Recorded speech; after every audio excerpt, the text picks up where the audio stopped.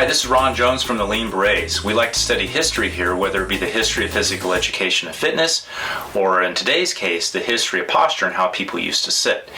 We have postural references going back to the early 1900s where there were people warning of sitting for extended periods of time at a 90-degree seat angle, especially in schools. So if you think about a school desk today, they're typically very flat. They're not sloped anymore like they used to be, and the chairs are more at a 90-degree angle. But the human hip can only give you about 60 degrees of flexion, we found when we researched this. Going back quite a few decades, people were talking about the same thing. Meaning when you raise your thighs up far enough, your low back will start to flatten because the mobility is gone in the hip. It can't deliver anymore. To keep this really simple, think about how a person rides a horse. Their thighs slope down, they sit up in a nice posture which helps them guide the horse more efficiently, but it also keeps their spine in neutral, which is really important considering all the shock forces that they're taking from riding the horse. So we brought some very high-tech examples in today of how we're dealing with this very old problem of sitting in a 90-degree angle where your spine is actually flattening out. So today we brought examples in from the VIA Seating Company, but let's do a little experiment first so you can feel the difference in your own body. It's really easy to do. You want to take your hand and put it on your low back and then raise one leg up, and you'll feel what happens to your lumbar curve. So the lumbar area of your spine is this low back above the belt line and below the bottom of the ribs. And you can hold on to something for balance if you'd like, but take your hand and place it on your back. You can feel the curve unless there's some kind of orthopedic issue going on. Most people have a curve there. Raise one leg up, and when you get past 60, you'll feel a change in your low back. It starts to flatten out. So I'll stretch my shirt out a little bit so you can see this a little bit better. Raise a leg up, and the spine flattens.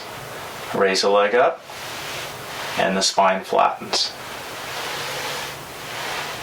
Now, our spines are made to flex and extend and tilt and rotate, but sitting for an extended period of time, you don't want to flatten out your lumbar curve. It's not very comfortable, and it also does some very interesting things the elders talked about in terms of breathing.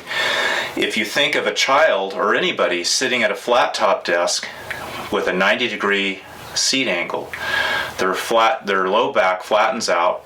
They have to essentially kind of hunch over like this, and then because the slope isn't there on the desktop, they used to be sloped for more efficient writing, you have to bend over and rotate the paper and then tilt a little bit. So you have somebody flex forward too far, tilting, and then twisting for hours and hours a day. And what the elders warned about, and what we found also studying this, is that scoliosis is not always genetic. It can be created by just sitting in the wrong posture hour after hour after hour, year after year. You do that long enough and it will change the shape of your spine potentially. So a great solution to that is some of the things going on now with VIA Seating. It's a very high-end seating company, extremely good quality. We brought two samples in today, and this is actually the chair that I sit on doing most of my computer work now when I'm working from home. This particular chair is called a swopper, made by the VIA Seating Company. You can find them at viaseating.com, and it's meant to move. It's adjustable for height, but the idea is to preserve that equestrian type of position, like I'm riding a horse when I'm working on my computer, and it allows my back to stay in neutral. So if you look at the position of my spine, I can move this thing around and get in that right position and sit here upright, and I'm very, very comfortable working for quite a long time. Now, there's no one perfect posture. You can be in a nice equestrian posture. You still need to get up and move around a little bit, ideally every hour. But in terms of just sitting and ergonomics, this is really a great way to think about if you're having some low back pain especially, and you're doing a lot of seated computer work. So check it out. Versus this, I can be up here.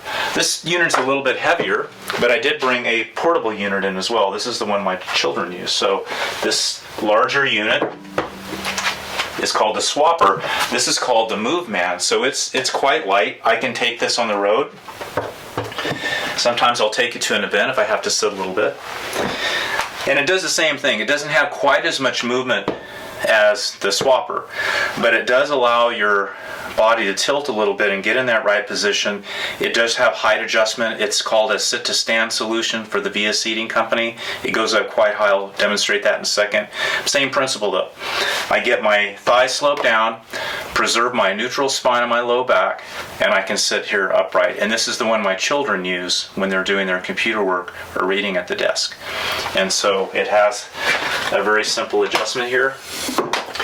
So we can be in a very high position and then just stand up, hop off, or you can get it down low if you're not going to be doing a stand sit type of thing. But anyway, both of these are very nice chairs. Something to think about if you want to preserve that neutral spine in your low back and you're doing a lot of sitting and computer type work via seating.